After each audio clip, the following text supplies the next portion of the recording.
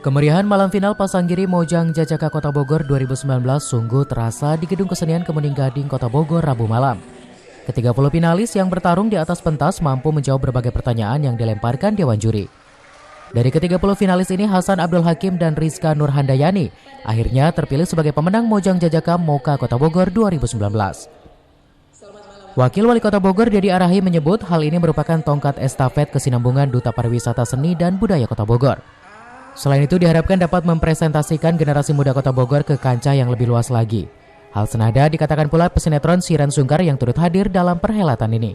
Ini Mojang Jajaka Kota Bogor tahun 2019 terpilih. Artinya kesinambungan dari duta-duta pariwisata, seni, budaya Kota Bogor terus berlanjut.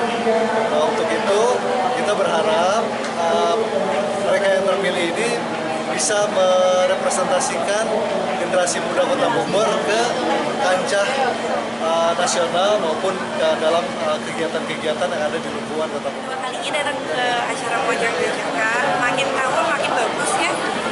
Konsepnya lebih bagus lagi tiap tahun. Mudah-mudahan makin bagus terus dan bisa rutin diselenggarakan dan makin bagus lagi.